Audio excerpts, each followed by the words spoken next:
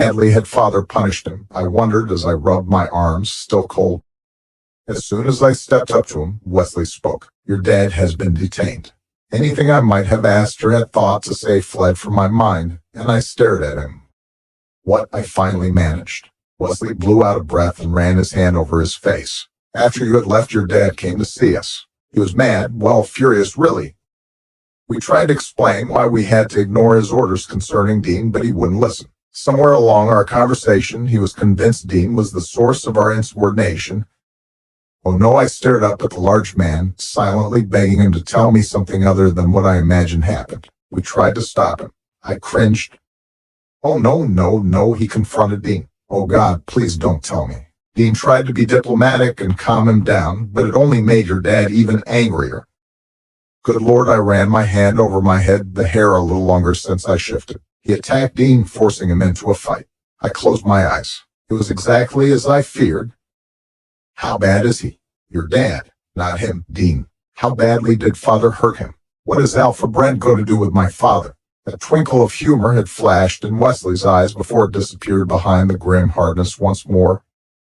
As I said, your dad has been detained. As far as Dean's 7-8. Dean, I sat in the living room with Mom and our nightly routine of a cup of tea. I wasn't a huge tea fan, but I enjoyed having the time to catch up on things. Sometimes, like tonight, even Dad joined us. I preferred the simple black, while both Mom and Dad went for the fancier stuff. How are things with Nicole? Mom asked after Dad finished filling us in about today's meeting progress.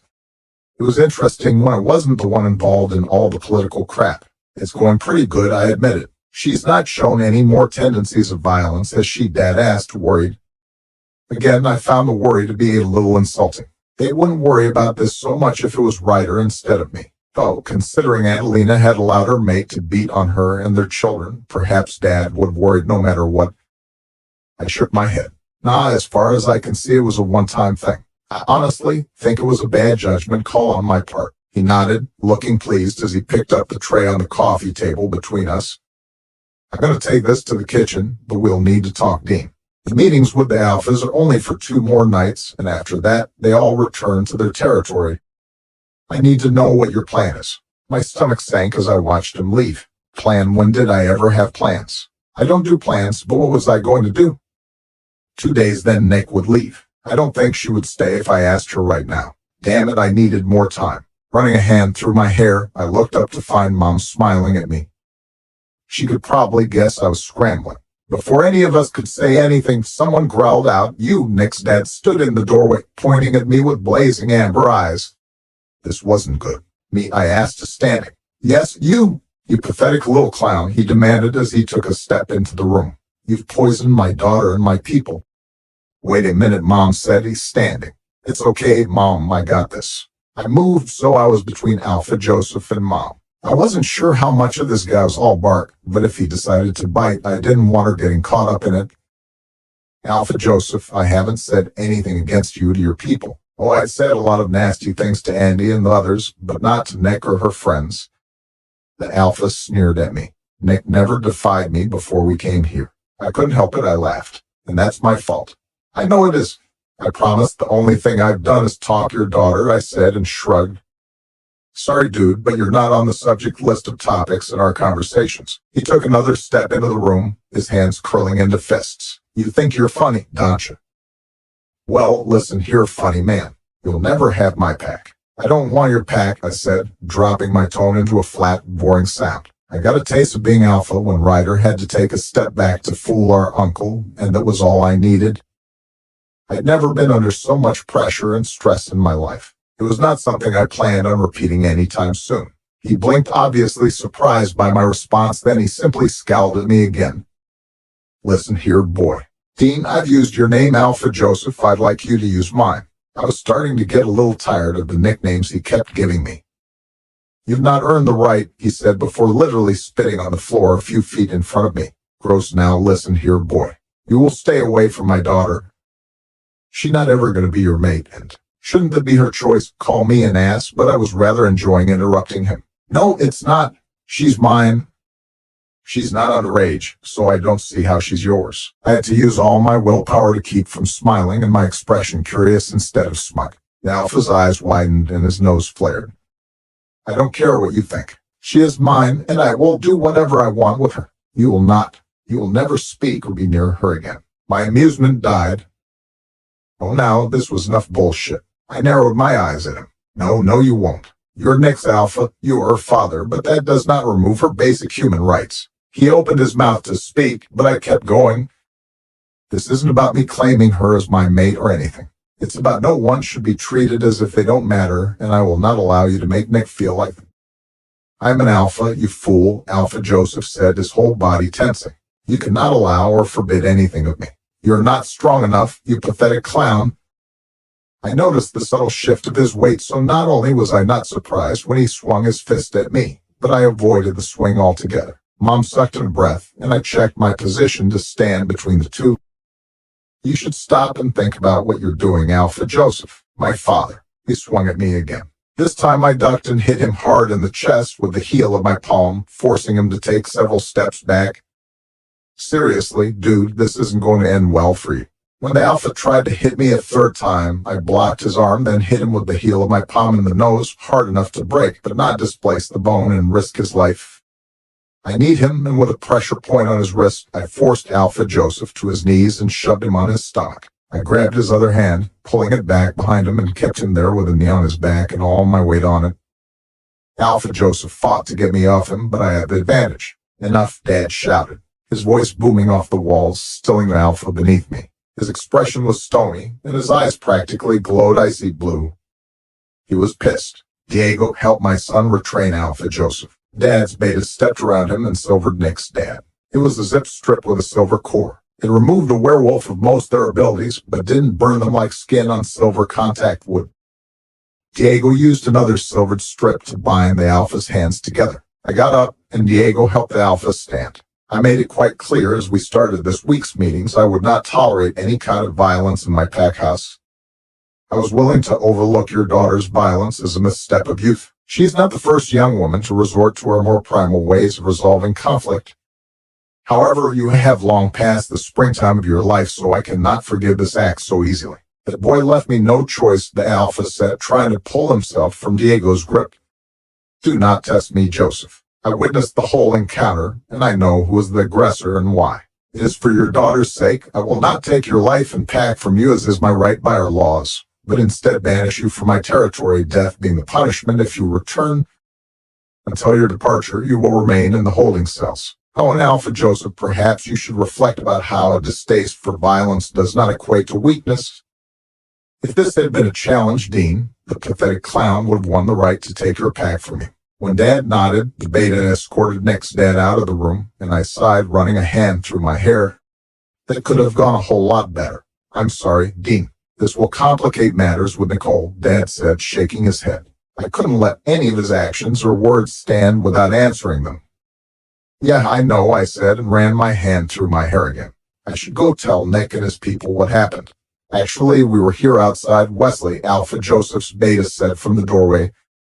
We tried to talk to him, but he shifted his weight, clearly torn between the truth of Nick's dad brought this on himself and loyalty, which told him to say nothing against his Alpha. I'll go inform our people and Nick of what occurred and make the necessary arrangement. As the beta left, my stomach sank for the second time today. You're going to make them leave. Dad shook his head. Alpha Joseph's people will have to. I am willing to allow Nick to stay. But would she? My stomach tightened, and I ran a hand through my hair. Mom laid a hand on my shoulder. Easy, you're going to go bald like that, she teased, then gave my shoulder a squeeze. Relax, let's give the beta some time to speak with her and digest the information. We'll figure something out. 8-9, Nick. I couldn't believe Father attacked Dean and once more lost. How could Dean have beaten him? I shook my head, forcing myself to focus. It didn't matter, and what did was what we were going to do next. Okay, so Father is detained and Dean isn't hurt. Where does this leave us? I asked, pacing back and forth. I'm not sure how long the Alpha plans to detain your father, but when he does, we are to leave and never return. My throat tightened at the words with emotions I didn't even begin to understand, and I didn't have time to understand. I lifted my chin and shoulders. I was Alpha now that Father was detained. Weasley and the others would look to me. I had to be strong. All right, this is what we're going to do. Bring in everyone. Socializing and wandering around is off limits. We're not welcome anymore, and I don't want any reason for the Alpha to be even more upset with us. Yes, ma'am, Wesley said, dipping his chin in a stiff knot. I want everyone ready to leave in within the hour. As soon as Father's released, I want to be on our way out of this territory. What about Dean? Wesley asked, his expression softening some. My chest tightened and I took a slow breath. It didn't work, I said, and shrugged as if it didn't bother me. It was a good plan, but didn't work. Now I have to take care of our people, get them home safe. His brow furrowed and he looked as if he wanted to say more. We've got work to do, Wes. Get everyone ready, and I'll go speak with the Alpha to see just how bad the situation is. Again, he nodded, and we both went into the house. I wasn't sure where I could find the Alpha, but we didn't get very far before Dean found us. I'll see you in about an hour, Wes, I said. When he turned the corner, Dean grabbed my hands. First, I'm sorry. I didn't mean for this to happen. I heard, and I know Father wouldn't be moved once he is like that. I'm glad he didn't hurt you. Dean snorted and gave me a cocky smile. Oh, ye of little faith. I rolled my eyes and despite everything smiled. Look, I need to talk to your father. I need to know how much time we have before he releases Father and we have to leave. You don't have to leave, Nick. I shook my head. No, seriously, my dad said he wouldn't force you to leave. You're free to stay as long as you like, and abandon my pack and my father. Dean, I can't do that, I told him, frowning. Your pack will still have their Alpha. You won't be abandoning them, man. Dean hesitated, then sighed. Nick, he forced you to play the roles he needed, demanding you change yourself every time he needed something different. He has no respect for you, Anna. Shut up, I said, pulling my hands away from his. Dean's words hitting me in the face like a boxer's right hook. You don't know what you're talking about. His expression pinched even more. Don't I? Look, I'm not trying to offend you here, Nick, but you didn't hear the way he talked about you when he came at me.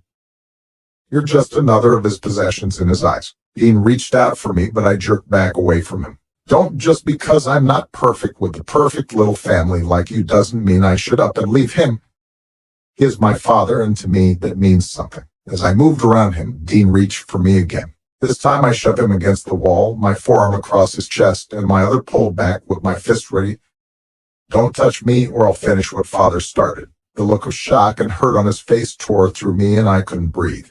I stepped back away from him and stormed down the hall, feeling ashamed of myself. Looks like I was burning all my bridges tonight. Damn it, I'd done it again. Lost control and acted with violence. Dean's words hit too close to home and that hurt, but it wasn't Dean's fault. My relationship with Father was far from perfect and I couldn't fault Dean for pointing it out. I don't know why I explode like this around him. God, he'd be better off just letting me leave. I blew out an angry breath. I ran my hand over the top of my head as I searched for the Alpha. After questioning a few people, I finally found him in his office. I knocked on the door, then sat down when he waved his hand at the chairs in front of his desk. Alpha Brent, I came to ask how much time do we have before we need to out of your territory.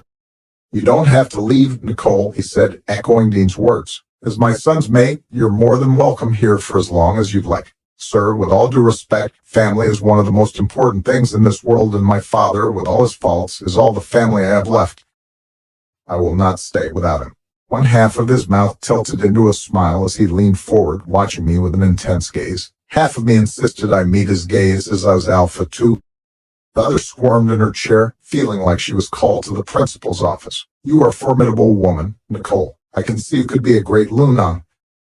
Alpha, I corrected him. Again, half his mouth smiled at me. Of course. I also see the influence you have on Dean. What? I wrinkled my nose at him, in which he started to laugh. Before he met you, I didn't think Dean knew how to have a serious conversation or have any sense of responsibility, Alpha Brent explained, his expression soft. I'm sure you would find some changes in yourself as well since you've been here. That's the way it's supposed to be, Nicole. Mates are supposed to give our weaknesses strength. It's why they're so important. I'm sure